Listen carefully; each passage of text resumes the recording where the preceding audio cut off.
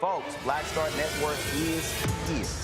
Hold no punches! I'm real revolutionary right now. Support this man, Black Media. He makes sure that our stories are told. Thank you for being the voice of Black America, Roland. Stay black. I love y'all. All momentum we have now, we have to keep this going. The video looks phenomenal. See, there's a difference between Black Star Network and Black-owned media and something like CNN. You can't be Black-owned media and be scared. It's time to be smart. Bring your eyeballs home. You dig?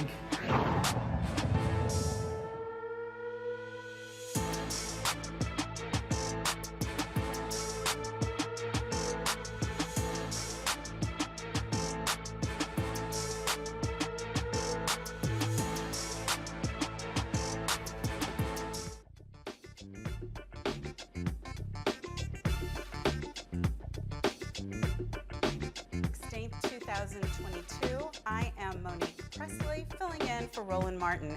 Here's what's coming up on Roland Martin Unfiltered, streaming live on the Black Star Network. We will examine the Biden-Harris administration's progress and whether they fulfilled campaign promises. Governor Greg Abbott sends more migrants to Democrat-led cities. Nevada Attorney General Aaron Ford will stop by fresh off his election win. And we're featuring the first ever Black-owned streaming animation network in tonight's Tech Talk segment. Oh, and also, there's this guy from Florida who says he's running for president again. It's time to bring the funk on Roland Martin Unfiltered, streaming live on the Black Star Network. Let's go. He's got it.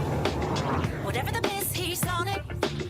Whatever it is, he's got the scoop, the fact, the find. And when it breaks, he's right on time. And it's rolling. Best believe he's knowing. Putting it down from sports to news to politics. With entertainment just for kicks, he's rolling. It's on go, y'all. It's Roland Martin, yeah. Rolling with Roland now. He's funk, he's fresh, he's real, the best, you know he's Roland Martin.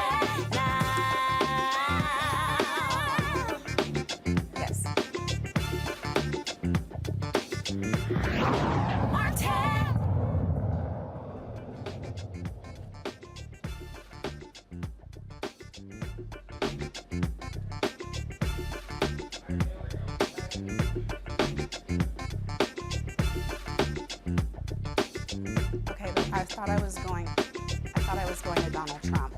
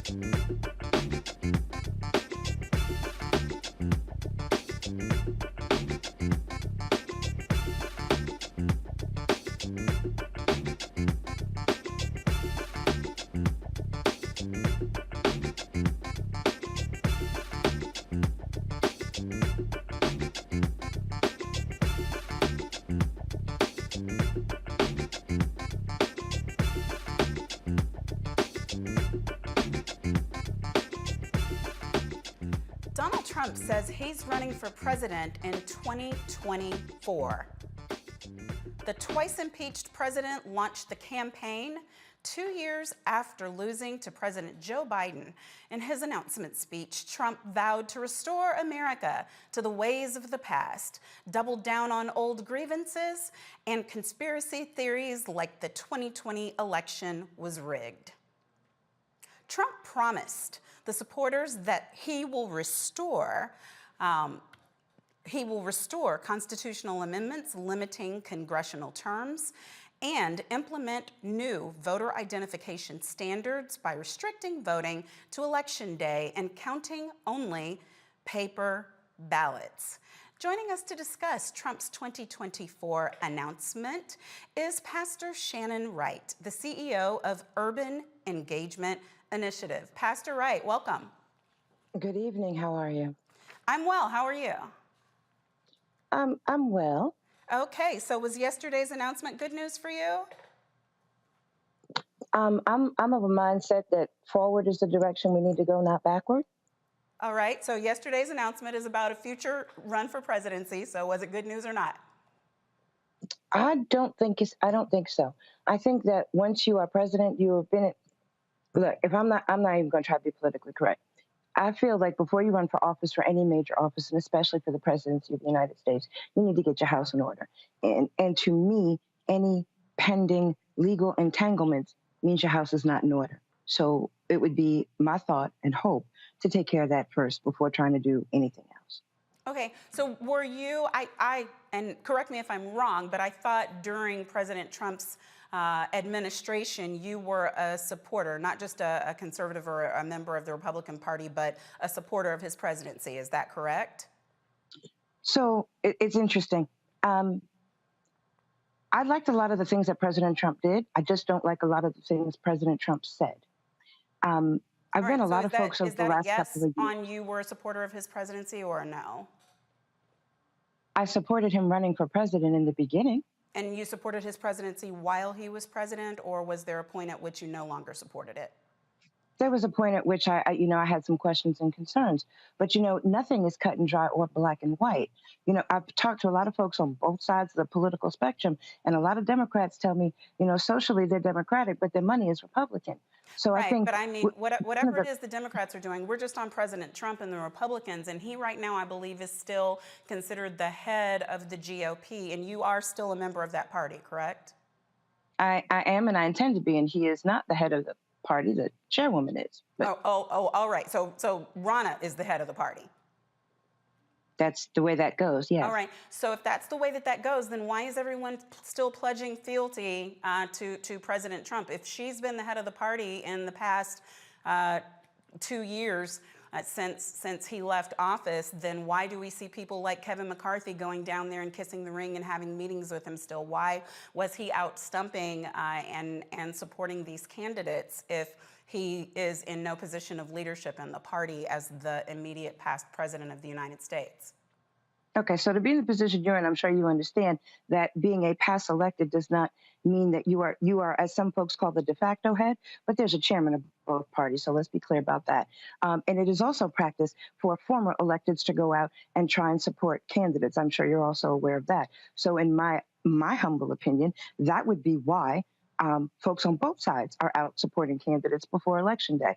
That's not new. Is it the case then that your opinion has changed because he was so miserable at supporting these candidates and getting them elected? I mean, obviously, he's lost as president. He lost the prior midterms before that, and now he's supported candidates, and the ones that he supported who were denying the validity of the past election almost all lost. Do you believe that that's why the Republican Party now is reticent to support him, and that if that hadn't been the case, people would still be lining up behind him? I'd like to think people would be lining up for what's good going forward. In terms of President Trump, he had a personality and a persona that was larger than life, and a lot of people were drawn to that. But you find personalities on both sides, but with regard specifically to him, that personality is larger than life, which in some cases was good, and in a lot of cases it wasn't. I feel that there's a certain... In what ways is his personality good for the country? Excuse me? In what ways was his larger-than-life personality good for the country? When you're president of the United States, you need to look like you got some spine and some backbone. And that takes a little bit of personality to do that, unlike how folks seem to describe the current president as Sleepy Joe. Oh, okay. So you're saying when he was doing things like shaking hands and smiling and trading love letters with dictators, that his larger-than-life personality was what was making that good for the country? Did you hear me say that? I don't believe those are the words that came out of my mouth. We're in the Q&A part of the show. I am asking, that's not what I'm saying. Are you saying that his larger-than-life personality and his semblance of a spine was what helped the country in terms of the way that he interacted with dictators from foreign nations? Well, not when you put in the whole part you just said about writing love letters back and forth to him. I mean, come on, let's be real about this. If you want to make sure that, who was it that said, I'm not even going to go back to that. When you're president of the United States, you want to make sure prevent is better than cure. So sometimes you want to, you want people to be a little bit afraid of what you're going to say and what you're going to do so that they don't actually test you so much. Right. We would not be. Some people would refer to that as chaos. But you also said, and I want to make sure that I'm. Yeah, I appreciate that reference to chaos. But that's not what I'm referring to. I'm tracking what you're saying. No, I didn't say you were referring to it that way. I'm just saying what you described, where people don't know what's going to come out of your mouth next, and they want to be afraid of what you're going to say. I mean, that doesn't sound like stability or consistency or leadership. It sounds like chaos. That's my opinion. But what I'm asking you, yes. based on what you said that because he's got all of these ongoing legal matters, it's better to clean your house first.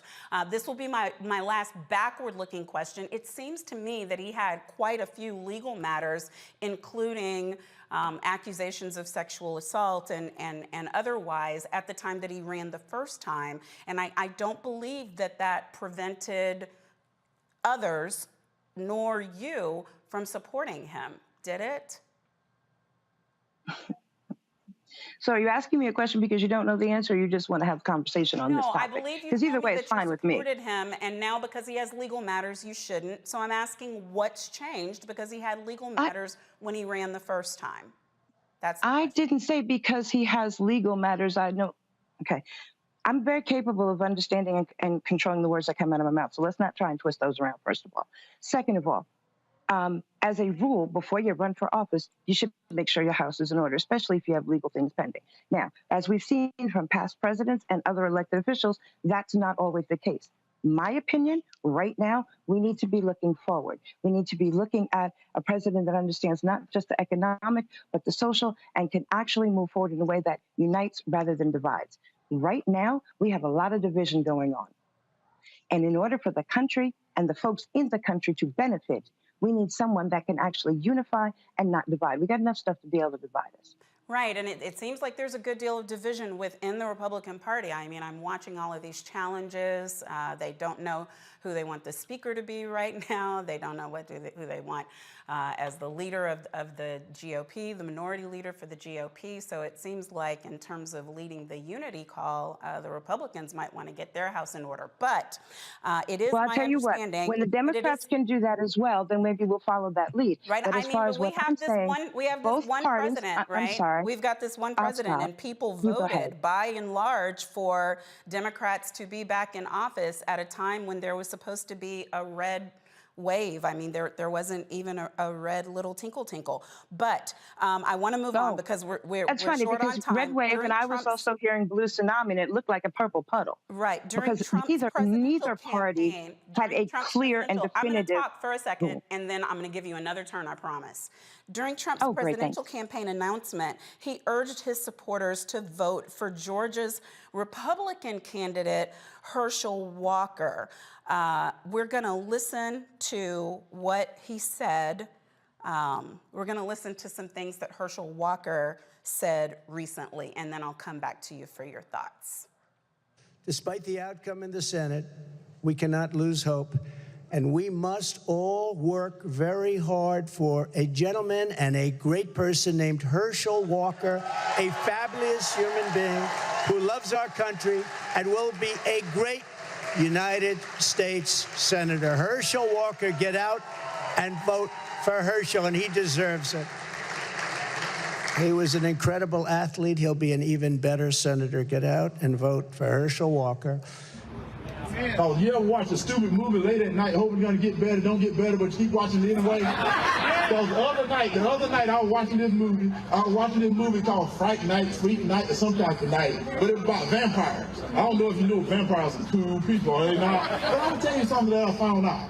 A werewolf can kill a vampire. Did you know that? I never knew that, so I didn't want to be a vampire anymore. I wanted to be a werewolf. But then anyway, as I'm watching this movie, and you can tell how stupid it is because it's 1 in the morning. So I'm watching my TV, these kids watching their TV, vampire kill on their TV. So you know it's kind of stupid, but I'm still watching though. As I'm watching this show, what was funny, these kids had a vampire in their attic at their house. So they was watching their TV. Now I'm watching my TV, as they watching their TV, and they see the vampire killer on their TV. So they win this contest to bring this actor. Now y'all gotta stay with me. Bring this actor who's a vampire killer from their TV to get rid of this real life vampire in their attic. So as this actor comes to their home, he got all the right stuff.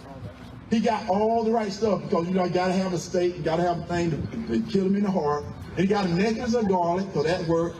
I don't know what it does, but it worked. You gotta have a cross, because it burned, I know that worked.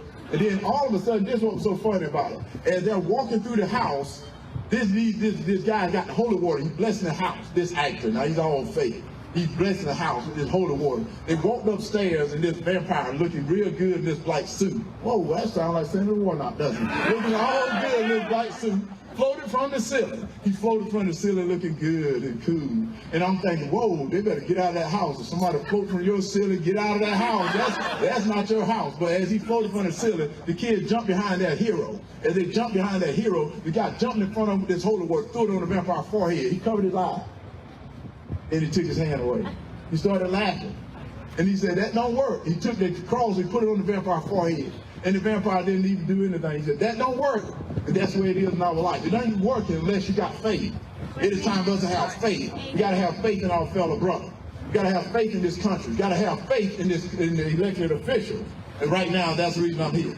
Because God has brought his warrior, and I'm that warrior that y'all been looking for a long time. And I can promise you, as my offensive lineman told me, Herschel, follow me. I'll take you to the promised land. And I'm going to tell y'all right now, you vote for me, I'm going to help us all get to the promised land. God bless you guys. Thank you guys so much. God bless. So, Pastor Wright, without comment, because I wouldn't know what to say about that, do you believe the ends justify the means? First of all, that was a minute and a half of my life I can't get back. And I saw no relevance to running for Senate in that. As far as ends justifying the means, no, because you have a goal to get to, but in the Bible, which is what I look to, it also says indecency and order. And unfortunately, you find indecency and out of order on all sides. So if there's some more specific questions about that you want to ask me, but no, that is not what I would look for in selecting a candidate to represent me or my community or my issues or concerns. So does that mean that you support Reverend Senator Warnock?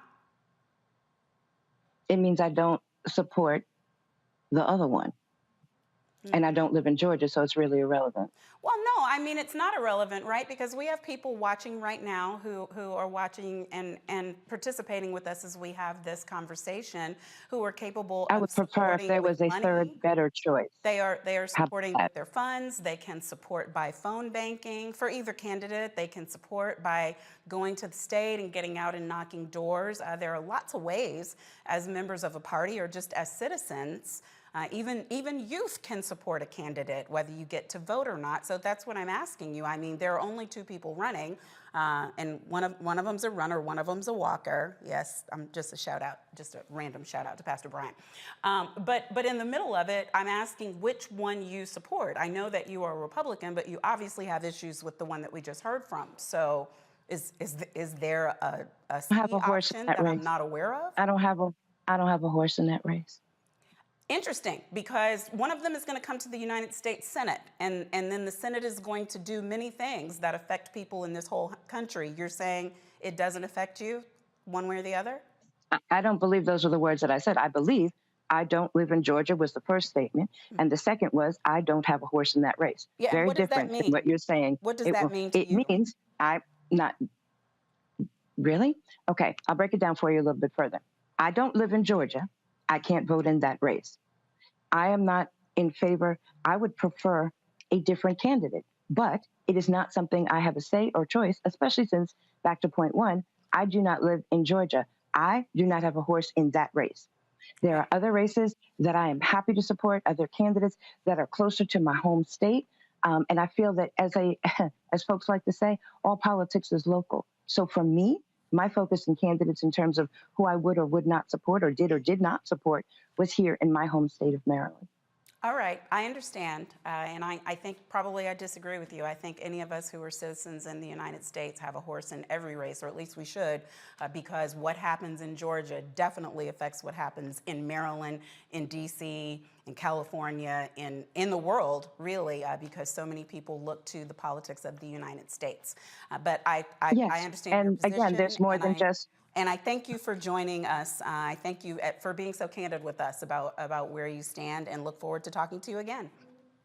Have a wonderful evening. All right, you too. I want to go to my panel because they've been sitting and waiting so patiently, and I know they just can't wait to talk about all these things. We have my brother, A. Scott Bolden, former chair, National Bar Association, PAC, Robert Patillo, ESQ, host of People, Passion, Politics on News and Talk, 1380 AM WAOK, and LVB, Lauren Victoria Burke, writer, NNPA, and The Griot. Hey, y'all, hey, welcome. Hey, how are you? Oh, I'm well. How are you? Doing good. Ask me those questions. I'm asking. Cross-examine me. I'm asking everyone, and I started off with my brother on purpose, Scott, because I really just want to try to have us maintain just a modicum of decorum for this next hour and a half or so, because we've got serious matters to discuss. We got a runoff in Georgia. We got all this stuff. So we're going to get past this foolishness. Who wants to go first? Who's excited to talk? Robert, you go. Talk about it. Well, you know, I think it's an interesting conversation, particularly given what the runoff was, or the effects of the midterm last week, where we saw that the Republican Party is indeed split. I think that's what the last guest was kind of exhibiting, that there's a portion of the party that still wants to stay loyal to Trump and Trumpism, and there's another part of the party that is rational and realizes that they lost the popular vote in 2016, then they lost the House and Senate in 2018, then they lost even more in 2020, and now they've lost again with the quote-unquote red wave in 2022, and they're simply saying, look, we can't continue down this path. This is a losing path.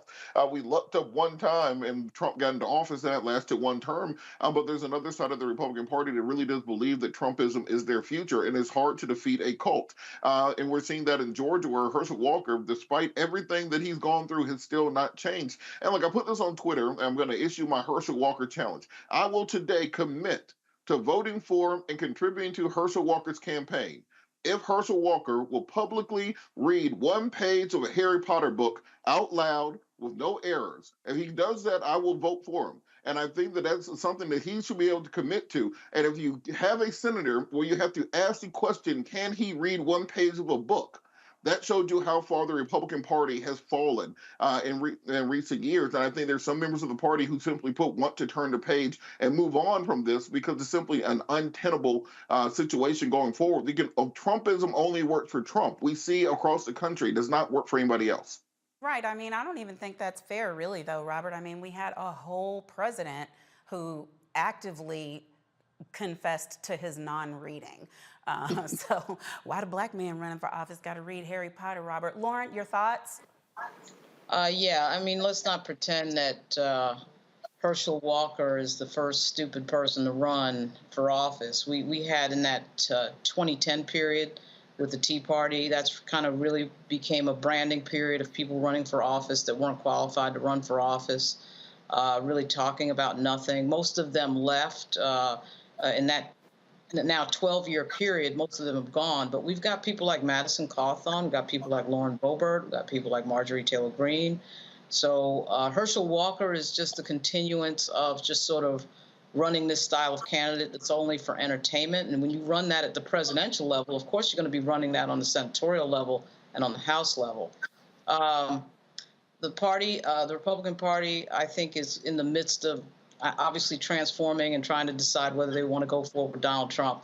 Obviously, if they keep losing elections like we just saw, all these Trump people, all these MAGA who just lost on the midterm, that is the type of thing that will change, that will obviously turn them in another direction. There's nothing that turns a party in another direction quicker than losing elections.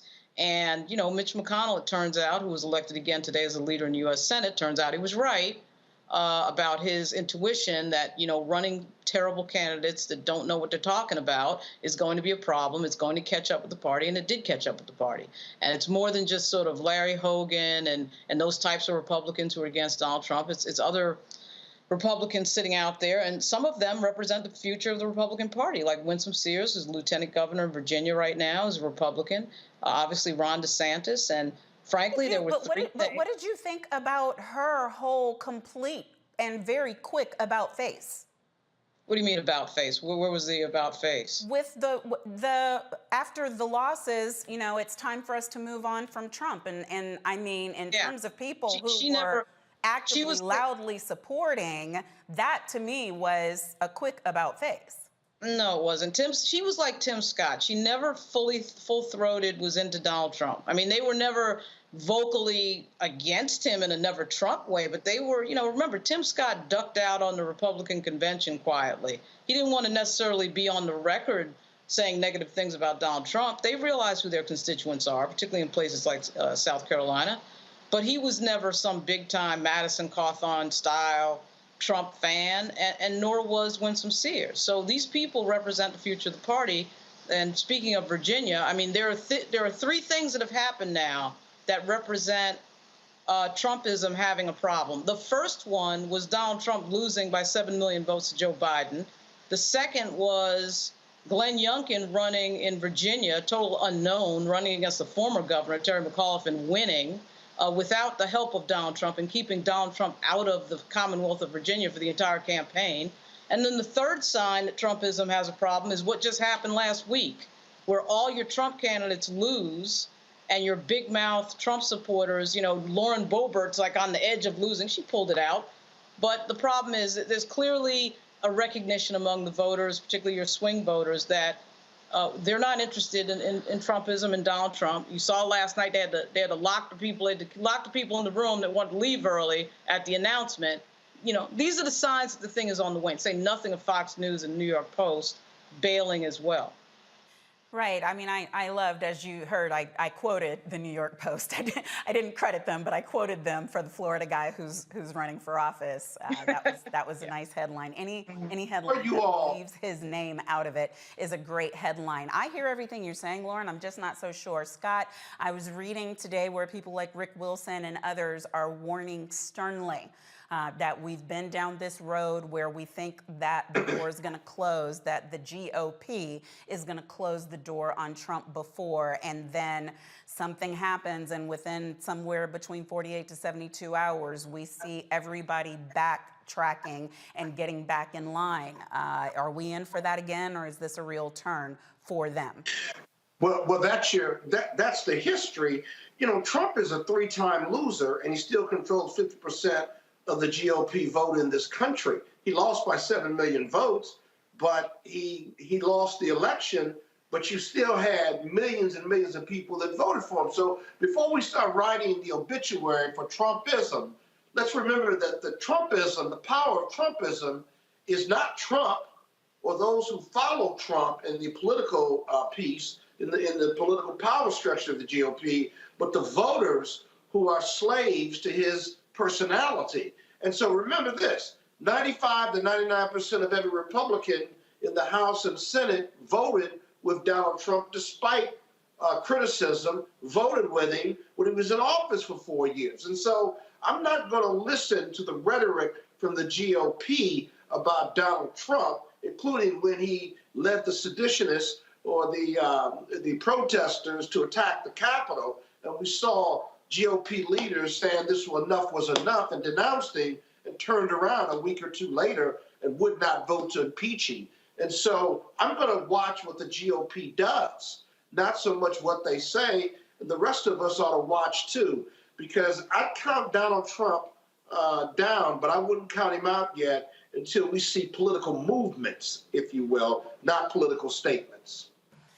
Well, you know, it was important to me. I knew we had to talk about this because it's still considered news, but I wanted to snap us quickly back to reality about what's actually happening with people who are leading the country and doing work for America. So when we come back, we're going to talk about the Biden-Harris administration, their record, what they're doing well, and what they need to improve. We'll be right back after this break on Roland Martin Unfiltered on the Black Star Network.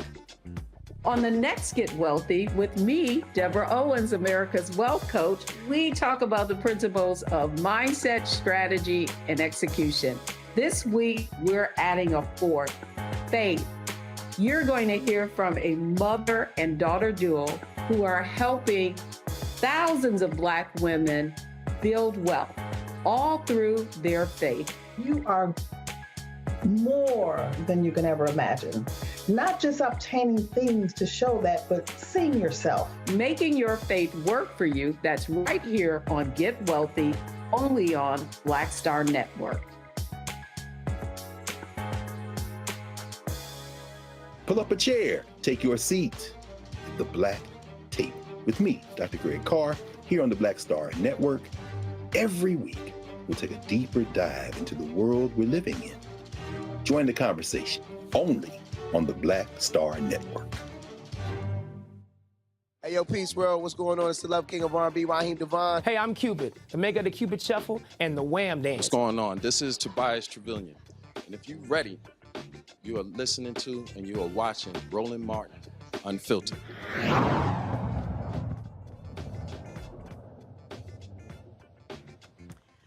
When then candidates Joe Biden and Kamala Harris were campaigning, they made promises about the pandemic, economic crises, climate crises, and racial injustices. Since being in office, President Biden and Vice President Harris delivered on many of their campaign promises. President Biden yesterday, about the same time as Donald Trump was announcing a third bid for president, tweeted out a list of the administration's accomplishments. And the Inflation Reduction Act was on there, lowered healthcare costs were on there, lowering the deficit was on there, the American Rescue Plan made the list, job creation, confirmation of Justice Ketanji Brown Jackson.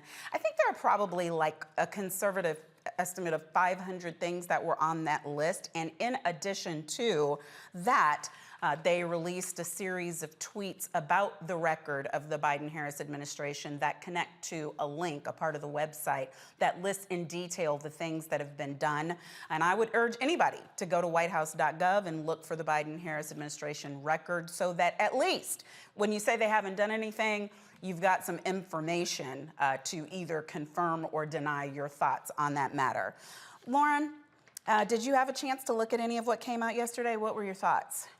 Well, I don't know why it's coming out yesterday. It should have come out when they were campaigning for Congress. I mean, right, but it's out now. So what were your thoughts? Yeah, did you agree or disagree? It's out now, but did you agree or disagree? Before we get into the usual bashing of when they do what they do, I'm really trying to get people to understand whether good things have happened or not. Can we confirm it or deny it? Are they blowing smoke? Is it fake news? Or have they done good things? And what are they? Like, do you agree that any good thing has happened for the American people?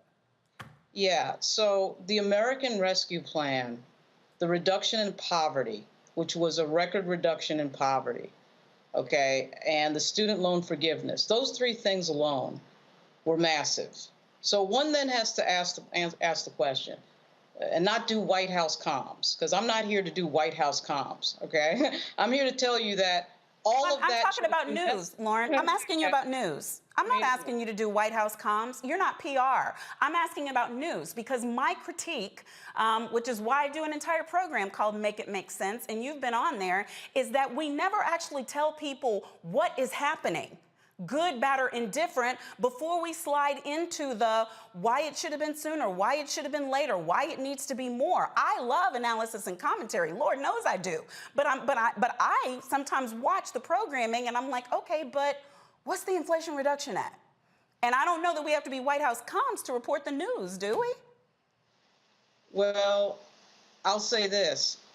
Whether we're White House comms or not, and I'm sure as hell not, I will say this. It is confusing to think about the fact that this administration has done so much. The record job growth alone could have been a cornerstone of every Democratic campaign in this country and not message that. That is, in fact, a massive problem with the Democratic Party. When you have things to message, when you've done as much as they've done, it is not a minor thing to say when you've done these massive things, you know, why aren't you marketing this? Why does it have to be pulling teeth to get candidates running for Congress? And by the way, while we were on the air, it was officially announced that the Republicans will be controlling the next Congress. So, you know, this party, the Democratic Party, has only lost the House unexpectedly by anybody by 3 or 4 seats, really because of a massive political miscalculation in New York, okay? But really, there was some communications miscalculations that keep recurring and happening over and over again, no matter who the president is for the Democratic side. That needs to be discussed. When you have record job growth and you have record numbers in terms of poverty being decreased in this country. These are not minor things that Joe Biden has done. When you put a black woman on the Supreme Court, when you say during the campaign you're going to do that, to everybody's shock, and you actually do it, and then that black woman on the Supreme Court argues in favor of not eliminating affirmative action, those are not minor things. Those are major historic things, which is why I'll say again, it is extremely confusing that none of this gets marketed properly, and they barely lose by 3 or 4 seats. And this keeps happening again and again and again and again for the Democratic Party. That makes no sense. Right. You know what, Scott? I hear everything that Lauren's saying, but I'm just wondering if the Americans aren't quite as slow on the uptake as we who are here in the pundit class, the so-called elites, as the way they look at us, even though I don't feel like that at all, that they went out and voted like they had an understanding of what was being done for them. So while I see that the messaging certainly could be better, I'm not going to disagree with Lauren on any of that. I'm just wondering, what does the fact that we came as close as we did in a year when we should have been tanked, what does that really mean in terms of what the voters did and in terms of what the DSCC did, in terms of what the DNC did, in terms of what the administration did? What's the real postmortem on it? Well, a couple things. One, if you've done all these things and you don't want the president to come campaign for you, and they've got a legislative victory record, then but half of America doesn't know it, what difference does it make then? And if you don't tell them over and over and over again, if every American doesn't get a mailer about those accomplishments versus making me go get them, whose fault is it if the American voter doesn't know? Is that the voter's fault if we don't know about your accomplishments? No. That's the elected officials' fault. That's the first thing. Second of all, we underestimated in some quarters whether inflation and gas prices were going to dominate the political debate and stage. Everyone believed that. But what we didn't realize was that abortion, right, and jobs, right, were a close second and a close third, or rather democracy, rather, was a close second and third. We didn't realize that, but what we also didn't realize that young people and independents care deeply about it. In the last 40 years, under this political circumstance, when you control the White House and you had a midterm, right, independents broke for the party that wasn't in the White House. In 2022, independents broke by 3 to 5 percentage points for the Democrats who controlled the White House. And that was because of the abortion issue, and that was because of the democracy issue and the party of no GOP issue. And then lastly, the reason we came so close is because young people who care deeply about abortion and democracy especially young women, young black women, white women, all women care deeply, even in conservative states, care deeply about abortion. And while we knew that was going to be an issue along with democracy, we weren't united on whether that was going to be the case, but those two ran a close second and third. And that's why we bucked the historical trend. Well, I do want to say, because the host, Roland Martin, is clearly trying to get me back for all the times I harass him via text while he is doing the show. So he did want me to announce, as Lauren said, that AP projects the GOP takes control of the House. So we know that that's some official news, but obviously, as you both have said so far, it's not near what it could have been. And we don't even know what the last number is going to be. It could be within 2 to 3 votes. But here's the thing, Robert. And Scott kept saying what we didn't know and what we missed or what we didn't see. There were people on the ground who knew exactly if we had only been listening to them. Because every time I talked to Cliff Albright, he said, y'all are about to see some things. This is not going down the way the people say it's gonna go. When I talked to Stephanie Young from When We All Vote, she said, these young people are enthused and pissed off, and y'all are about to see some things. When I talked to people from Georgia Voters Project, they were saying, I don't think it's gonna be the way that you think it's gonna be, and whatever they're saying about a red wave, we don't care. We're out here on these streets, and these people intend to vote. So is that the problem, or the what is truly missed, Robert, that there are people in front of cameras and people who are doing polls who have zero connection to the people who are actually doing the work and talking to voters every day on the ground? Well, I'm going to take this in 3 parts because I think that we have to address each. One, on the point about the Republicans taking the House. Don't think that that's done yet. And the reason I say that is there's a massive battle going on between traditional Republicans in that caucus and the more far right-wing leaning MAGA, ultra-MAGA wing of the party. And whether or not McCarthy thinks he has the votes right now to be Speaker, there's a good chance you might have a mutiny among the far right-wing candidates, the Boeberts, the Marjorie Taylor Greens of the world, etc., in a power struggle. So let's let the powder cool down and dry out a little bit on that before we write the epitaph, because these elections are not done when it comes to exactly who will be in the leadership in the House, or whether or not Republicans can build a almost a parliamentary-style coalition with the far right wing of the party. Now, on the point about the pollsters, I think we said on this show the week before the election, every poll in this country is wrong.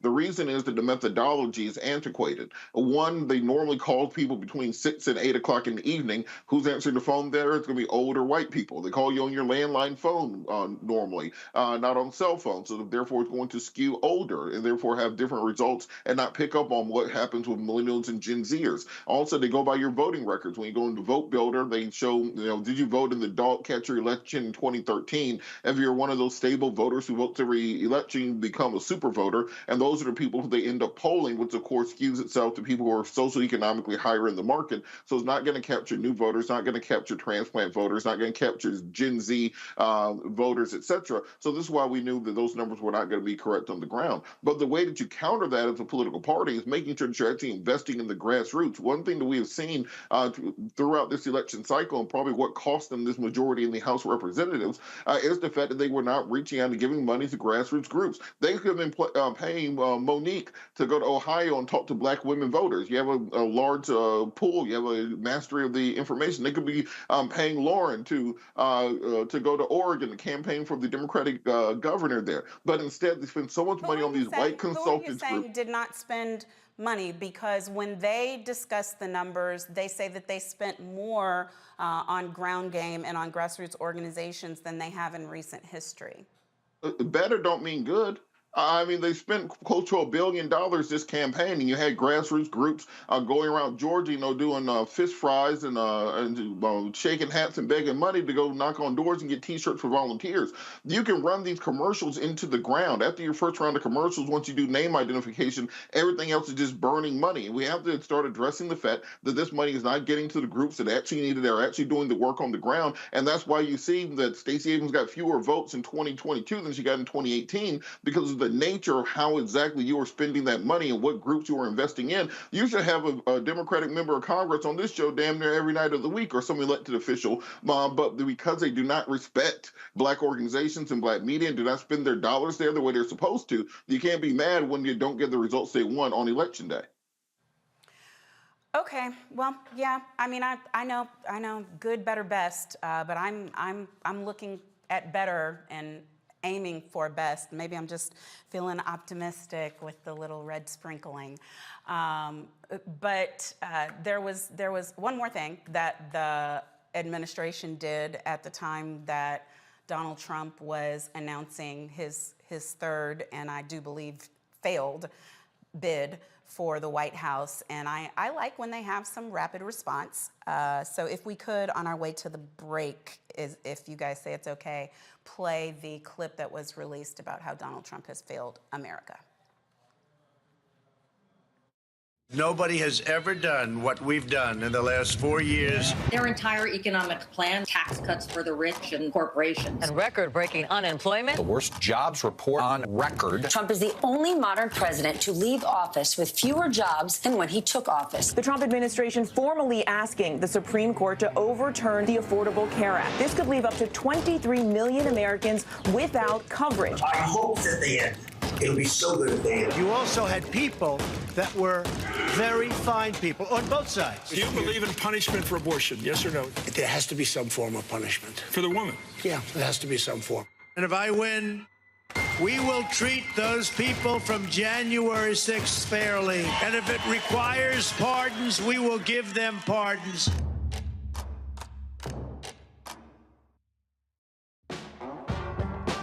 Don't wait till November 8th. We can vote today, y'all. Early vote started this week. We're on Savannah State University's campus. We will be dorm storming today, giving out treats for everyone. We hope to see everyone at the polls when it comes to November. If you believe we got power, let them know. Make some noise. Put a fist up. I need to see a fist in the air because we got power. Come on, you put it up. Come get your shirt. We're out here in the streets of Savannah, Georgia. James, do not forget to go vote. I got you. If we vote the right people in, we can make a change. We can get these resources in our community.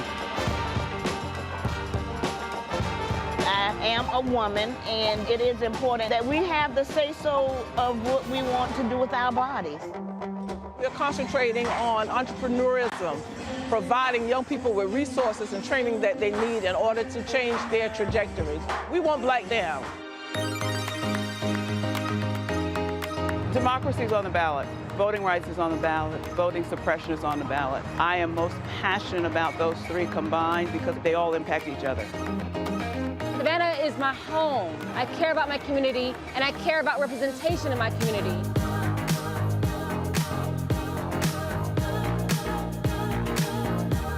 Our voices are still going to be heard no matter what kind of obstacles try to come up against us to stop us from voting. We're still going to be standing our ground. I see the effort that's being made to keep our communities from voting, so that makes me realize it's even more important, because if it wasn't important, they wouldn't be fighting to make sure we couldn't vote. This doesn't stop this year. This is a forever movement. We're going to exert our power as a people, walk in our rightful place. We're going to change our communities, fight for our communities, and build our communities.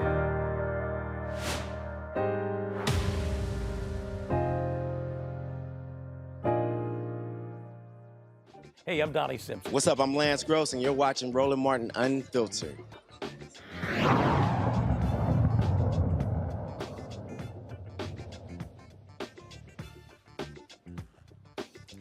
Nevada Attorney General Aaron Ford wins a second term. Ford ran against Republican candidate attorney Sigal Shatta, a Republican known for making offensive comments. During his first term, Ford held drug manufacturers responsible for the opioid crisis by securing hundreds of millions of dollars for the state in settlements. He's a big advocate for criminal legal system reform, new laws limiting no-knock warrants, and He's an advocate for the Attorney General Office authority to pursue pattern and practice investigations into civil rights complaints against police departments. I'm personally very happy to hear that. Fresh off his re-election win, we have Nevada Attorney General Aaron Ford with us to discuss Arizona's 2022 midterm results. Welcome. Hi there. Thank you so much for having me. Well, I'm glad to have you, and congratulations. This is when good things happen to good people. So we certainly are glad that, first, that you are winning and that you get more opportunity to do good work. But second, Lord knows, better than the alternative. What can you tell us about what's going on right now in Nevada? Well, listen, we are ecstatic that we were able to receive enough votes to secure a second term here as Attorney General in Nevada. Our job has been justice since the moment I took office. We will continue that job.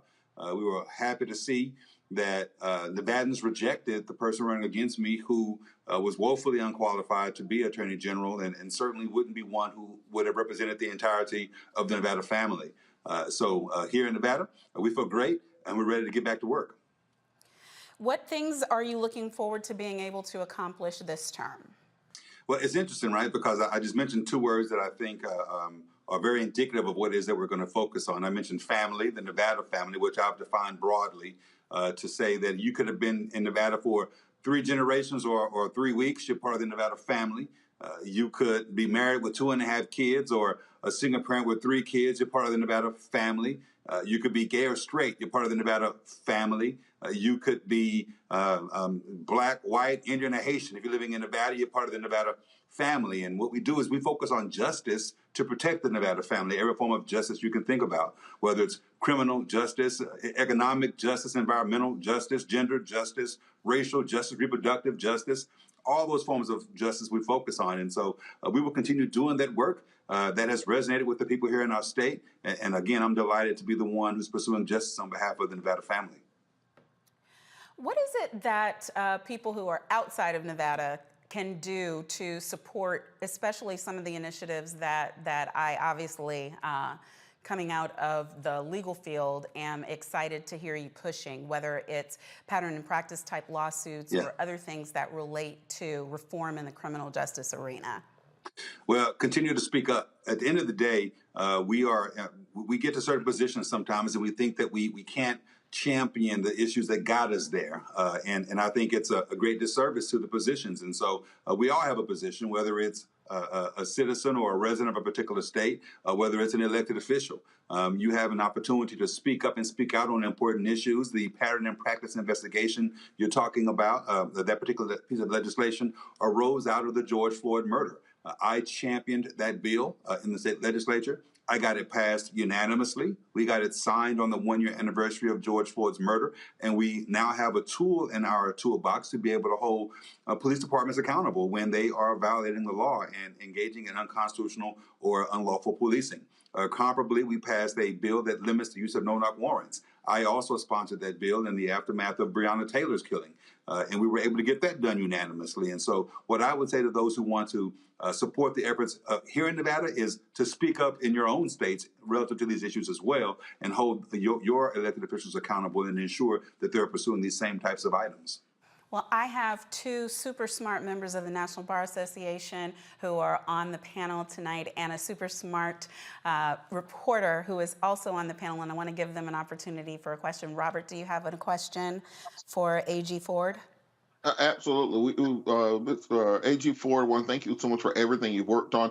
We've seen just the importance of the Attorney General's office when it comes to cases like Keith Ellison, of course, there in Minnesota. We saw in Georgia when the Ahmaud Arbery case, where that case had to be elevated from local prosecutors to the Attorney General's office. How can we help educate the public to vote all the way down the ballot? I know the midterms is already passed, but going forward, because people often they vote for governor, they vote for senator, they vote for Congress, but by the time they get to those state level offices, they forget just how important those are to their daily lives. Listen, it's a great question. It's great to see you, sir. It's a great question. And I think one of the things we were able to do this election cycle was to indeed do that, convince folks to vote entirely down the ballot. We actually outperformed the entire ticket. We got more votes than any person who won their election, Democrat or Republican, in our state. We ultimately prevailed by over 8 points. I think we're maybe at 7.9 right now. But the point is, we were out engaged and talking to people about the importance of this office. We talked about body camera legislation that I've sponsored as a state senator. We talked about the pattern and practice investigations. We talked about the no-knock warrants, but we also talked about consumer protection and how we brought in over $330 million of settlement funds to help abate the opioid crisis. We also talked about the fact that I pushed back on the Donald Trump administration when he alleged in a big lie fashion that the last election was stolen. So we talked about the importance of protecting our democracy, the importance of protecting consumers from fraudulent companies, and the importance of ensuring that criminal justice from a fairness perspective was something on the forefront of our minds, and we were able to convince folks to vote down the ballot. That's what you have to do. Tell them what's important, tell them why it's important, and hope that they will proceed accordingly. Attorney A. Scott Bolden.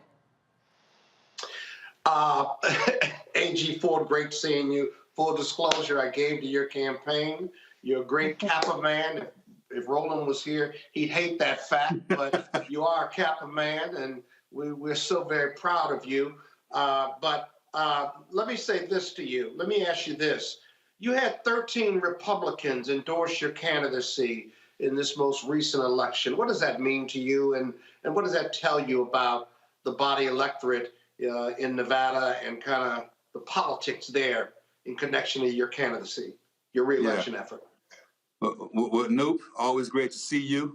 You're right, Roland Martin would not be happy right now, but we're too pretty to really care about that. In any event, yeah, you're right. We were able to cross over. We were able to have Republicans from high-ranking positions. The former state party chair of the Republican Party endorsed me in this race. When I was Senate Majority Leader, the minority leader at the time, a Republican, obviously, supported me in this race, and several others as well. And it's because, in their own words, we have done well in this office, pursuing justice on behalf of the Nevada family. And those are nonpartisan issues. I don't know one person, not one person do I know, who wants to live in an unsafe neighborhood. But public safety isn't just about arresting and convicting someone. It's about ensuring that we have accountability in the system to ensure that when people are violating the rules on the police side, that they are held accountable. And so the electorate here, that resonates with them. They understand that justice requires both criminal justice, but it also requires accountability. And so speaking on those issues in particular, I think is what helped us to secure the support that we have from some of those. Again, not to mention the fact that we focus on consumer protection, that we focus on the protection of constitutional rights, that we have pushed back on the big lie, and we've been able to prevail in every lawsuit that the last administration and its cronies brought, trying to undermine the integrity of our democratic system. And so, again, I think it speaks to the nature of the Nevada electorate. They're willing they're willing to split their votes because I prevailed and some other Democrats did not, and we prevailed greater than any other candidate on the ballot this go around. And so we're proud of that. Yeah, very proud of you. Let's connect next time you're in D.C., brother. I'm here. I'm actually here right now. Let me not lie. I'm here for the Democratic Independent Journal Association. I'm actually. You should roll out. I'd love to see you. How about that? I will. I'll reach out to you after the show. Yes, sir. Oh, see, we love your honesty and your integrity. Okay, Lauren, question. Attorney General Ford, it's an honor to talk to you. I see by your resume, you've done everything in Nevada politics and been a huge success. I'm wondering if you have plans in 4 years to run for governor. Well, listen, I appreciate that. I, as you might imagine, have received that question quite frequently. When I was in the state Senate, I was Senate Majority Leader. And during that term, I was asked if I was running for Attorney General, Governor, Senator. And frankly, while I'm flattered, I think it does a disservice to me in my current role. And I try to focus on doing the best job I can. I didn't grow up saying I want to be Attorney General. That wasn't the job description that I had in my mind about what I'd be doing as an adult. But God had a plan. And at the end of the day, I happen to be Attorney General for the state of Nevada. So I'm going to sit back and do my job. And we'll see what happens in 4 years. Okay, thank you. Well, we wish you well in all your endeavors, especially this current gig. And if there's any way that we can help, we're glad to. Thank you so much for joining us. Thank you for having me. We are going to take a quick break, and then we'll be right back with more of Roland Martin Unfiltered on the Black Star Network. When you talk about blackness and what happens in black culture, we're about covering these things that matter to us, speaking to our issues and concerns. This is a genuine people-powered movement. There's a lot of stuff that we're not getting. You get it, and you spread the word. We wish to plead our own cause. Too long have others spoken for us. We cannot tell our own story if we can't pay for it. This is about covering us. Invest in black-owned media. Your dollars matter. We don't have to keep asking them to cover our stuff. So please support us in what we do, folks. We want to hit 2,000 people, $50 this month, raise $100,000. We're behind 100,000, so we want to hit that. Y'all money makes this possible. Checks and money orders go to P.O. Box 57196, Washington, D.C. 20037-0196. The Cash App is $RM Unfiltered. PayPal is R Martin Unfiltered. Venmo is RM Unfiltered. Zelle is Roland at RolandSMartin.com. Hatred on the streets, a horrific scene, a white nationalist rally that descended into deadly violence. White people are losing their damn minds. As an angry pro-Trump mob storms the U.S. Capitol, we've seen shootings. We're about to see the rise of what I call white minority resistance. We have seen white folks in this country who simply cannot tolerate black folks voting. I think what we're seeing is the inevitable result of violent denial. This is part of American history. Every time that people of color have made progress, whether real or symbolic, there has been what Carol Anderson at Emory University calls white rage as a backlash. This is the rise of the Proud Boys and the Boogaloo Boys. America, there's going to be more of this. Here's all the Proud Boys, guys. This country is getting increasingly racist in its behaviors and its attitudes because of the fear of white people. The fear that they're taking our jobs, they're taking our resources, they're taking our women. This is white fear.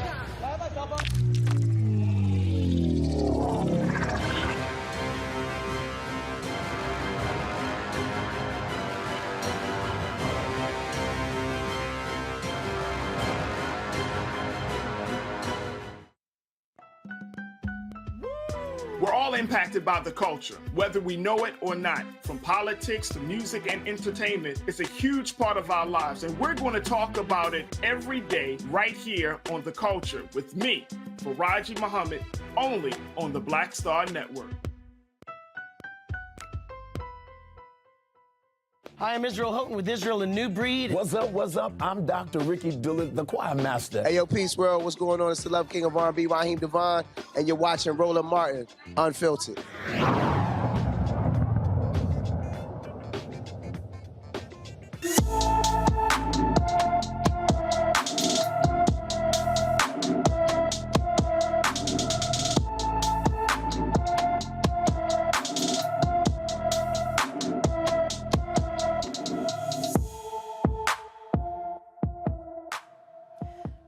Precious Williams disappeared from her Columbus, Georgia home on August 21st, 2022. The 14-year-old is 5 feet 5 inches tall, weighs 165 pounds, with black hair and black eyes. Anyone with information about Precious Williams should please call the Columbus, Georgia Police Department at 706-653-3231. A university trip ends in tragedy when a student turns a gun on his peers, shooting 5 and killing 3. Christopher Darnell Jones Jr. shot 5 active football players, killing 3. Prosecutors say Jones shot Devin Chandler as he slept. Lavelle Davis Jr. and Deshaun Perry were also killed. Authorities say Jones targeted specific students on the bus. Jones is facing 3 counts of second-degree murder and 3 counts of using a handgun in the commission of a felony. He did not enter a plea at today's hearing. He is being held without bond. A Kansas federal grand jury indicts a former Kansas City Police Department detective and 3 other men for holding young women in a condition of sexual servitude. The 3-count indictment was unsealed on Monday, charging former Kansas City Police Department detective Roger Golubsky and 3 other men, Cecil Brooks, Lamarck Roberson, and Richard Robinson, with conspiring to hold young women in a condition of involuntary servitude. According to the indictment, from 1996 through 1998, Brooks provided a location at Delavon Apartments in Kansas City where young women were held, and where Brooks, Roberson, and Robinson used physical beatings, sexual assaults, and threats to compel young women to provide sexual services to men. If convicted, each defendant faces a maximum sentence of life in prison. Louisiana Governor John Bel Edwards rejects offer to testify at Ronald Greene hearings. The special committee into Greene's death hoped to hear from the governor to clarify what he knew and when he knew it about Greene's encounter with Louisiana state troopers. For months, the special committee has been looking into Greene's death, who was seen brutally beaten to death by state police through body camera footage.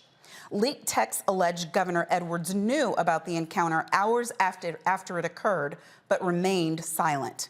A grand jury in North Louisiana is evaluating evidence to determine if anyone should be charged in Greene's death. We're going to take a quick break, and then we will be back with more on Roland Martin Unfiltered on the Black Star Network.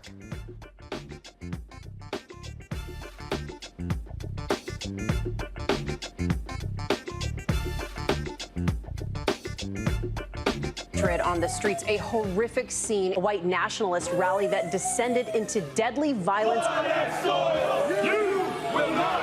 White people are losing their damn minds. As an angry pro-Trump mob storms the U.S. Capitol, we've seen shooting. We're about to see the rise of what I call white minority resistance.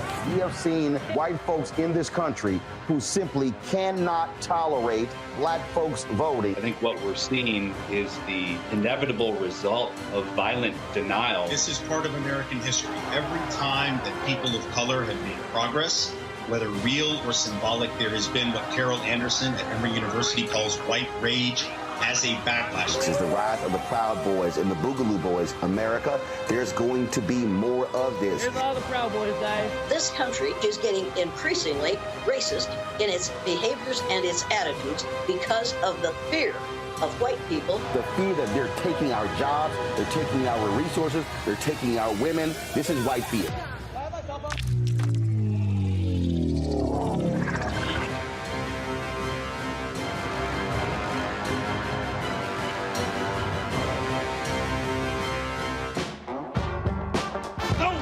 November 8th. We can vote today, y'all. Early vote started this week. We're on Savannah State University's campus. We will be dorm storming today, giving out treats for everyone. We hope to see everyone at the polls when it comes to November. If you believe we got power, let them know. Make some noise. Put a fist up. I need to see a fist in the air because we got power. Come on, you put it up. Go get your shirt.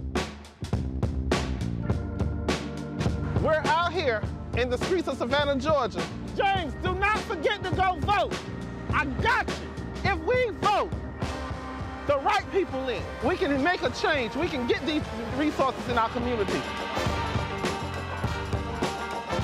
I am a woman, and it is important that we have the say-so of what we want to do with our bodies. We're concentrating on entrepreneurism, providing young people with resources and training that they need in order to change their trajectories. We want Black down. Democracy is on the ballot. Voting rights is on the ballot. Voting suppression is on the ballot. I am most passionate about those three combined because they all impact each other. Savannah is my home. I care about my community, and I care about representation in my community.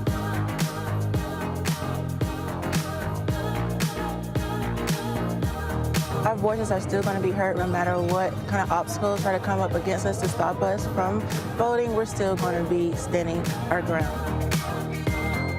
I see the effort that's being made to keep our communities from voting. So that makes me realize it's even more important, because if it wasn't important, they wouldn't be fighting to make sure we could vote. This doesn't stop this year. This is a forever movement. We're going to exert our power as a people, walk in our rightful place. We're going to change our communities, fight for our communities, and build our communities.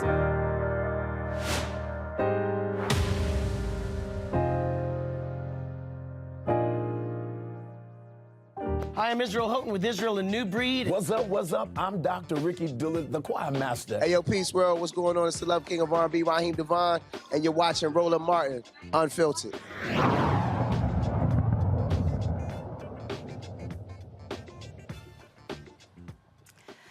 Texas governor, that's right, still Texas governor, Greg Abbott, continues to ship migrants to other cities. 28 migrants arrived in Philadelphia today, including a 10-year-old girl suffering from dehydration and high fever who was immediately taken to a hospital for treatment. Since April, Texas has transported more than 13,000 migrants, humans, to New York, Washington, D.C., and Chicago. Abbott says he's sending the buses to Democratic-led cities to maximize exposure for what he calls inaction by the Biden administration over high numbers of migrants crossing the southern border. Okay, so I want to talk to the smart folks right now. I'll start with you. Scott, what action is there? Because this is hideous, and I know that there are legal organizations that are on the ground in these places working, but is there anything that can be successful in stopping this, especially when these people are showing up and they haven't eaten for days, they're dehydrated, this is cruelty to children? What have we got? Well, the people on the ground are going to assist them on their immigration status and getting them food and shelter as a practical matter. From a federal or state legal matter, you cannot stop this transportation between these states. The individuals, as you said, the human beings, are here and want to seek asylum. As a result, Abbott and other Republican governors, primarily in the South, are doing this because these individuals don't have the rights to protest or contest where they come in, whether it's Texas or California. They certainly can be processed.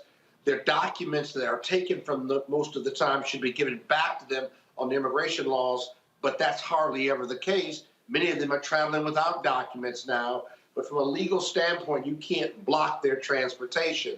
What we can do, though, is to try to process them as quickly as possible and get them situated.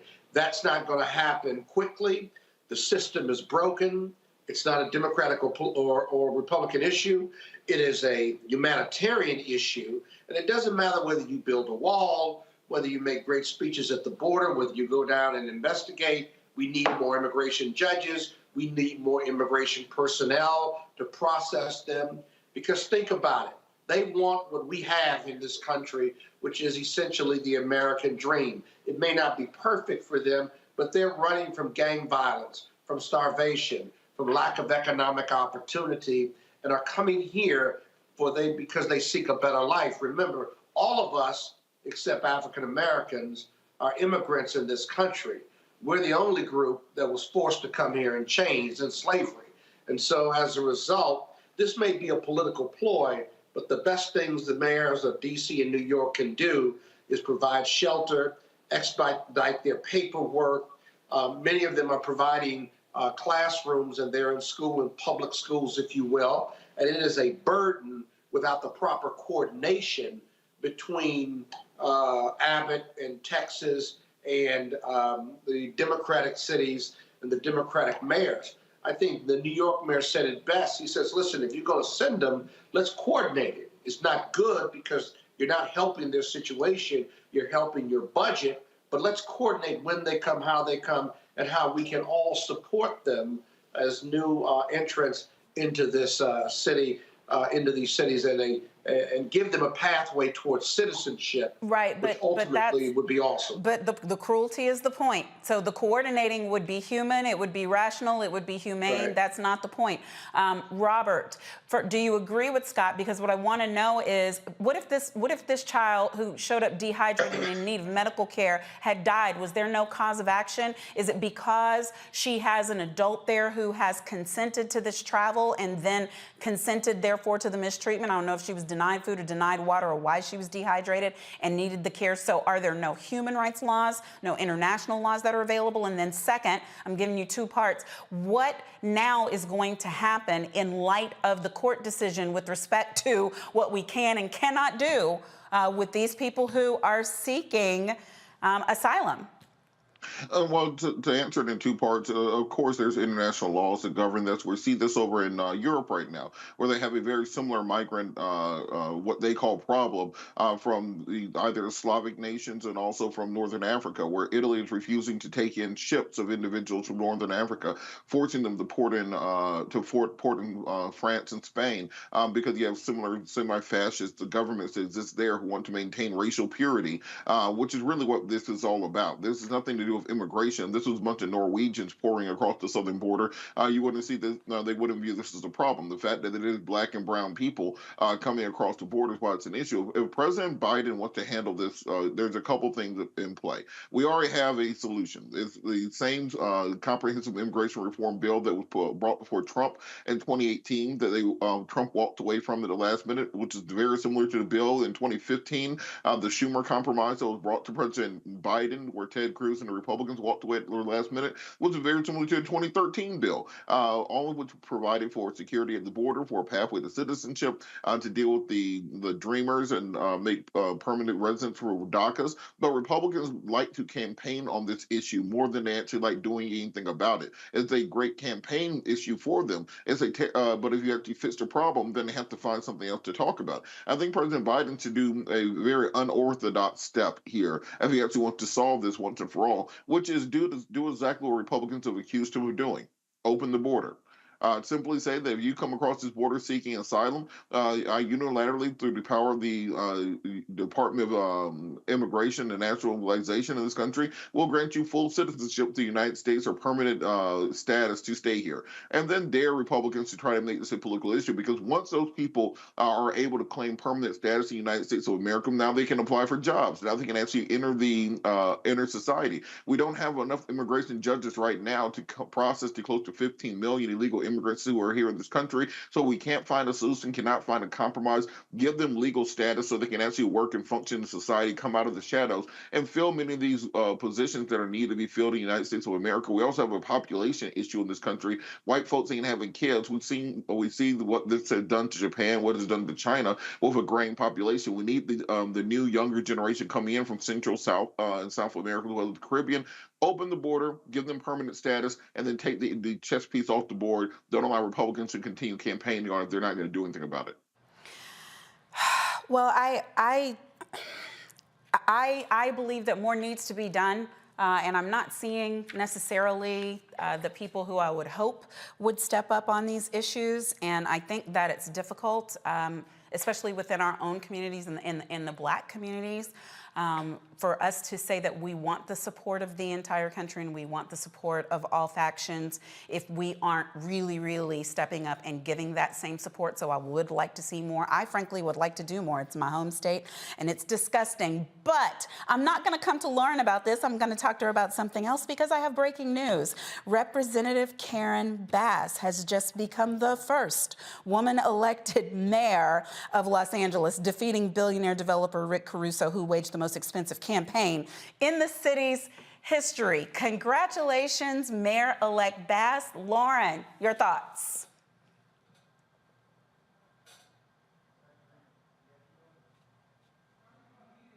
You're on mute, Lauren. Oh, sorry about that. Well, obviously, it's a historic victory. It's also an amazing example of how who spends the most money a lot of times in these races doesn't necessarily matter.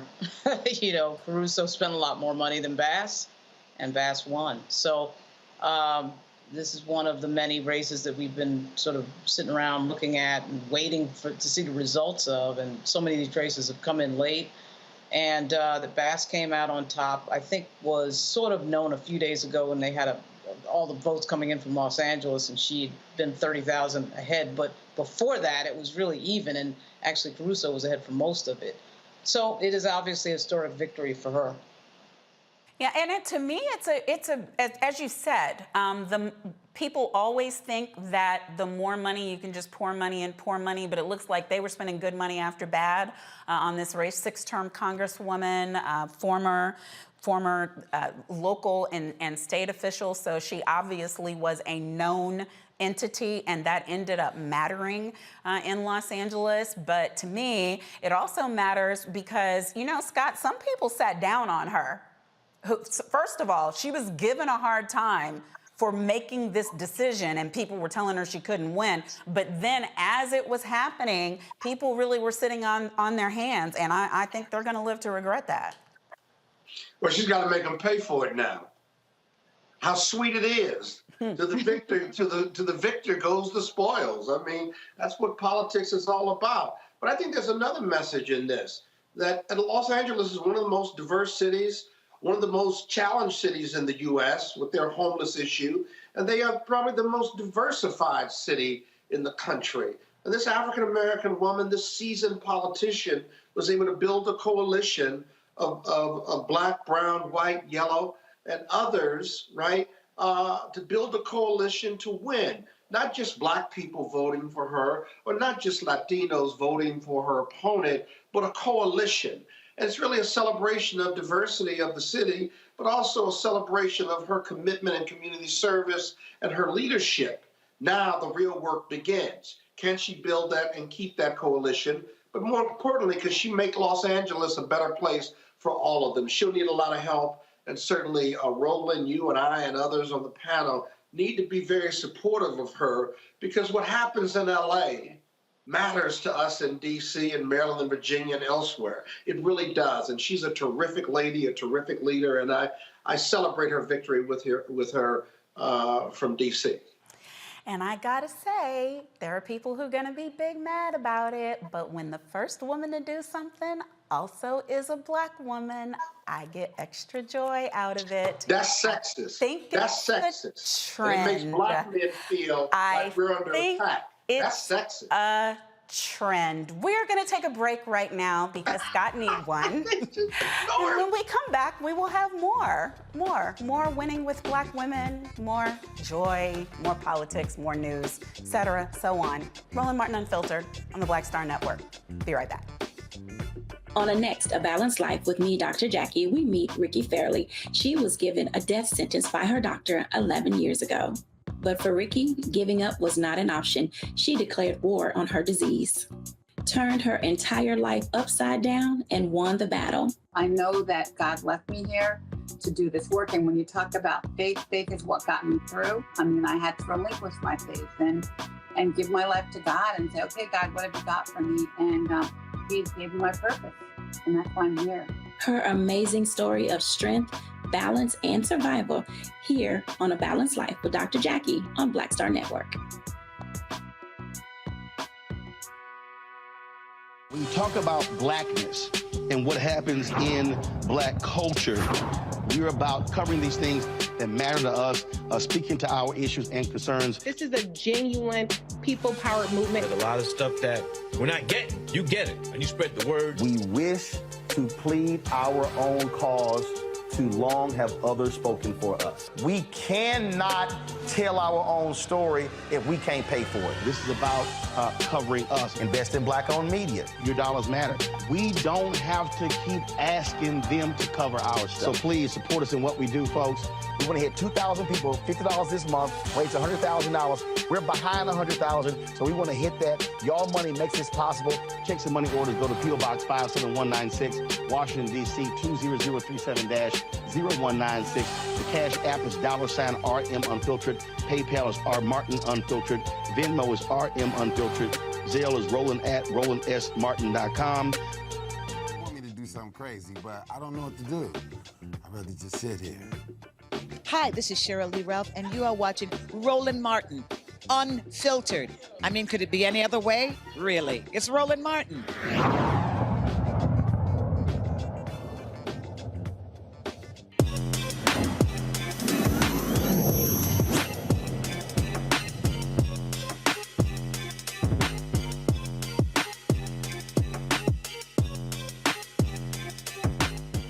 We all grew up watching cartoons and remembering how unrepresented Blackness was in animation. Traditionally, animation lacks representation of people of color. Fortunately for our children, husband and wife Jermaine and Wakita Hargrove launched the first ever Black-owned streaming animation network, Animation TV. Animation TV is the first and only animation streaming platform that streams all aspects of animation culture. Jermaine and Wakita, join me now. Welcome to the Hargroves. Thank you. How y'all doing? Thank you for having us.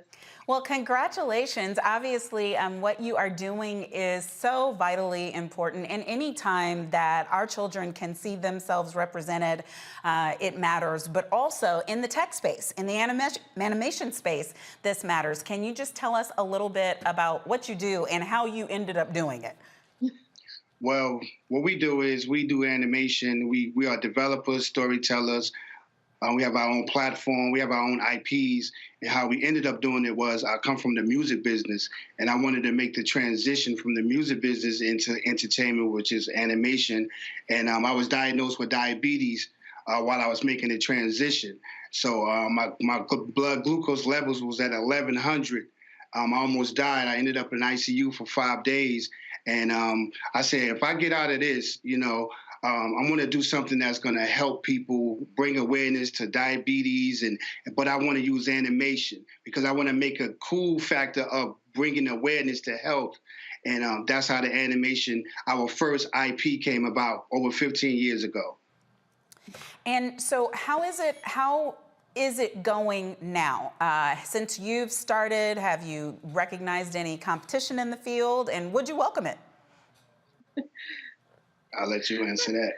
Yes, it's going very well. Since our first press release, we've got such a large reception. We were just doing what we're passionate about and what we love. We wanted to be able to tell our story, and it just took off, and everything is just, it's really overwhelming. And we're excited about launching this platform, and it's going to be coming out soon this holiday season. All right, so what is the official launch date? Yes, the official launch date is in a few weeks. We're launching with a full-length Christmas movie. That's really what the holdup is. The Christmas movie, we just put out the soundtrack because we wanted to launch the platform with original content. We have content, but we do know that the originals is what holds the platform. So we got content, and we want to launch with our original Christmas movie, and that's what but it will be this holiday season. All right, I'm going to turn to my panel. Lauren, do you have a question for the Hargroves? How long did it take you to get this launch? Because it looks like a ton of work, all the animation, and just how long did it take from the initial idea to the launch? Well, it took about almost a year. I mean, it's just so much that comes along with it. Plus, we're doing stuff that's different. If he was doing the same old thing that everybody else is doing, it would have been launched. But the thing with our platform is different. It's not just entertainment, it's edutainment. We're educating, and we also have a curriculum, an animation curriculum on the platform that people can actually come there, learn how to animate, and get certificates. So it's not just a regular streaming platform. Right. It's all about animation culture, and philanthropy is a big pillar of our business. And so we want to be able to give back to our community, whether it's monetary, whether it's giving knowledge. And we definitely want to start bringing more animation culture to the Black community because we are behind when it comes to animation. Yes. Scott? Hey, good evening. Project looks awesome. Couple things. One, where would I go once you launch? Where would I go on what platform to look at it and to invest in it, or at least pay for it? Or I mean, how do I get to it? First of all, second of all, how can I financially support it once you launch? Okay, let me start with the second one first. You can financially support it by just spreading the word, letting people know who we are. The first question, it's gonna be next to just about every other platform. We're gonna be in all the digital platforms where I don't want to name their names, but we're gonna be next to them where you could download them. But the only thing with us, we're not subscription based. We're free. We're ad generated. So we want the underserved community. We don't want no. Do I have to pay this subscription every month? No, I'm going to cut it off, and then the child be mad. So we want it to be free for everywhere. It's going to be free for everybody. So it'll be in all the digital platforms for download. Okay. Smart TVs as well. Mm-hmm. Terrific. I can see this working really well pre-Christmas versus after Christmas. It'd be awesome. Yes. Robert? So what's the growth plan for this? There's a lot of competition in the market. There's a lot of free content out there on platforms like everything from Facebook to TikTok. I think a lot of people have just kind of, since the pandemic, defaulted to handing their kid a tablet and just letting them go to town. How do you make sure this gets in front of and kind of supplants many of those other sources for animated education when it comes to our young people? Yeah, what we're finding out, and I'm doing a lot of speaking engagements, I'm talking to a lot of the kids and the parents. A lot of the kids are interested in animation but don't know how to get into it. So our growth plan is we want to educate while they're on the site. Yeah, see, the thing about it is a lot of people say, who is our competition? We don't really have any competition. We have originals. We have what a lot of the platforms is arguing over the content. I want it over here. I want it over there. We have our own originals. We know that's what's going to hold the platform. But the thing about it is we're going to teach the children that want to learn, the kids that want to learn, so they could come to our site. They can't go to any of these other sites and learn the curriculum. So they're going to come here. This is for the whole household. It's not, and that's why I'm glad we're doing this, because a lot of people think this is a kids thing. We're all ages. We have adult animation. We have kids. We have stuff for teens. We have the comic book audience. We have the superhero audience. We have all ages. So that's our growth plan, to get the whole household involved in this particular app. Yes. Well, we certainly wish you the best with this endeavor, and it just, as I said, means so much. Hope that everyone will be watching and enjoying and learning once you launch. Thanks for joining us. Thank you. Thank you. All right, everybody, we got a little bit of business left before we get to the end of the show, and that is Georgia, which I know everybody on my panel will want to make sure we do not ignore, not even for one show. The Georgia runoff is in 21 days, and Georgia voters will now have more voting access due to Georgia Youth Justice Coalition and the ACLU. Voters will now be able to vote early at Georgia Tech's campus at the First Center from November 28th to November 30th, and Morehouse will have 3 days of early voting on campus. The Warnock campaign and the Georgia Democratic Party filed a lawsuit yesterday to stop a Saturday voting ban that prevents voters from voting 2 days before and after a holiday. And I just want to be clear before I go to the panel, in case you are under a rock and you do not know what I am talking about. I am talking about the runoff for the election for the senator for Georgia between Senator Reverend Warnock and Herschel Walker. That's what we're talking about. The election, just gave you the dates for your early voting. The actual voting is December 6th. That's the last day for you to make your voice heard. Robert, you're in Georgia. What you got? Well, this is crucial. I think that what we've seen is that not only is the Senate being held by Democrats, but now they have once probably in a generation opportunity if they pick up the seat or they hold on to the seat that Reverend Warnock currently holds, and they'll have a 51-49 majority in the Senate, which means that Joe Manchin's vote is effectively canceled out. So think about everything that happened in the last 2 years where we said, well, if it wasn't for Manchin and Sinema, we would have got something done. Well, now Warnock, if you add him in there, now he can counteract that Manchin vote, and we can actually start getting things done. You can push through that giant reconciliation bill that you wanted to do. You can push through things like voting rights and criminal justice reform. So this is a crucial race, and that's why Republicans are doing everything in their power to stop people from voting. As I mentioned earlier, Democrats got more votes in the 2018 election cycle than they did in the 2022 election cycle. That's a result of Senate Bill 202 that was passed, the voter suppression bill. We said that bill would result in voter suppression. That bill resulted in nearly a 200,000 vote drop for Democrats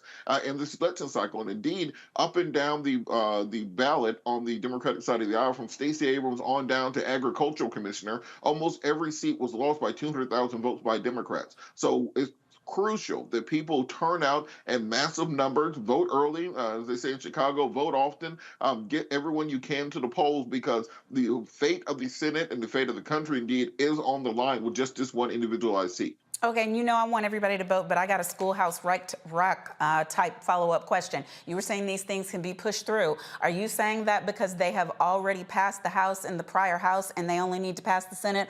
Or are you saying that you believe even though there's going to be a narrow majority for the GOP in the House, that we should still be able to get John Lewis Act pushed through and other things because we get rid of the filibuster in the Senate? What you saying?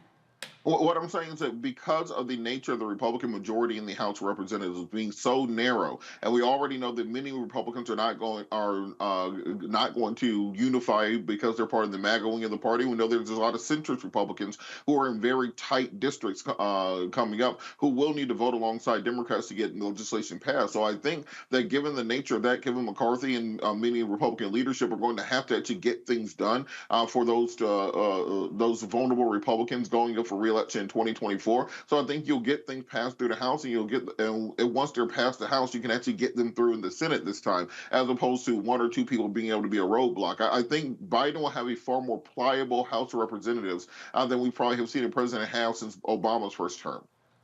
So, Lauren, even if we get Manchin on mute by successfully holding on to Georgia, we've still got this Sinema situation. There are people saying, because she is in so much trouble for her next election, that this would be a good opportunity for her to be given a chance to ride off into the political appointment sunset with some cushy ambassadorship or something like that, and let someone get appointed to be in the remainder of her term. What are your thoughts? Could that work? I doubt it. I think that the most important thing that Biden will be able to do at 51-49 is judges. And even though Sinema has been difficult on a lot of issues, she hasn't necessarily been difficult always on judges. Manchin, I think, just liked the attention and was addicted to the attention. So no matter what issue came up, he tried to make it about himself. I think Robert Patillo is thinking way too logically, as usual, with his extremely smart commentary on what Kevin McCarthy would do. But I have to disagree a little bit on that. I think that the Republican Party in the House is not interested at all in policy. They're not interested in helping their candidates. They're interested in the spectacle. And the spectacle is likely to be investigating Hunter Biden and Joe Biden and talking about impeachment and not doing anything regard to policy. Although what Robert says is totally logical from a political standpoint. This is a party that has shown it is not interested in governance, is not interested in policy, is not interested in anything but spectacle. That's why you saw those people being shipped to New York, from Texas. They're not interested in the details of policy. When Trump was president, they weren't interested in the details of immigration policy. They're not going to be interested now. But at 51-49, there's a lot of things that can happen because you just take Manchin off the table. Manchin had just become, I think, again, too addicted to his own attention. And I do think that I'm talking as if, of course, Warnock is just going to win. I mean, I do think that he will end up winning without Governor Kemp on the ballot with the both of them. Because I just think that the grassroots and ground activity that Stacey Abrams invented in terms of getting your base out will work again in Warnock's favor against somebody who's clearly unqualified to be a United States senator in a very glaring way. There's clearly other people who are unqualified to be U.S. senators who are U.S. senators, but this is a particularly stark example in Herschel Walker. So I do think that Warnock will end up with more votes in 21 days. Ooh, yes, your lips to God's ears, and God's ears being the ears that speak to the voters and say, go vote. Scott, I agree with everything Lauren said. And of course, I believe we should run the table on judges. But about this GOP, Is there nothing that you think could persuade them, look, what you're doing, the spectacle that Lauren talked about, you're losing. Cats, I mean, it's not working. People are over it, they're over you. Like, what is it that could get that message across so that we could maybe have a really fruitful so-called lame duck session? Well, I think the one factor that I would add that's not the GOP, before I answer your question, is if Sinema stays in that position, she's up for re-election in 2 years. That changes everything, because she may be in trouble. It'd be your strategy about giving her an appointment and then appointing someone else is a good strategy. But if that doesn't, she's very mindful that in 2 years she's going to be up for re-election, and she may not want to be as obstinate as she has been. That's a possibility. Secondly, we've got 2 years to work with the GOP on the House side. And in 2 years, it all matters. The only thing that matters is what Trump's going to do or not do. Does he get indicted by a special prosecutor? Does he lose? Or is he behind in the polls? Does he have a grip on the GOP? Not the Freedom Caucus, but the other GOP members. You see, if Trump becomes a non-factor, and it's a possibility, then you could have a working coalition or a new coalition or caucus with moderate Republicans and moderate Democrats to get something done. If you get that type of caucus going on with moderate Republicans and moderate Democrats, now you got a way to work through that slim majority.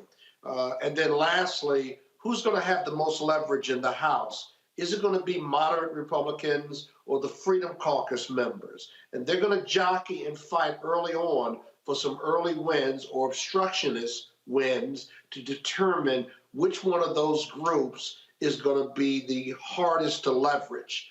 And then we're going to learn, and then we're going to figure out how to win. And if the Democrats are smart, that's exactly what they'll do. Let the Republicans implode, pick off a few, and keep it moving.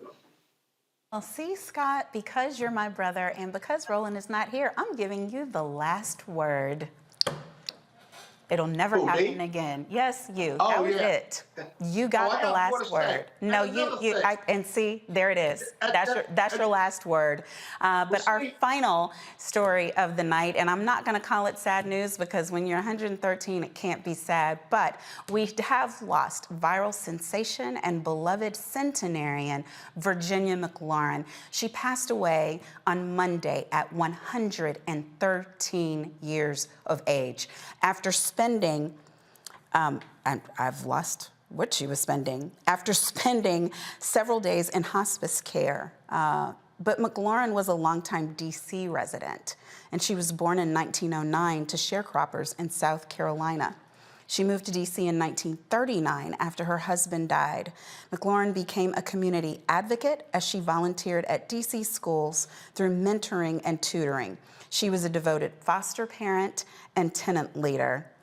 We all remember probably McLaurin going viral, Ms. McLaurin going viral after 2016 when she was invited to the White House at the age of 106. She got a chance to fulfill a dream of going to the White House and meeting and dancing with President Barack Obama and First Lady Michelle Obama.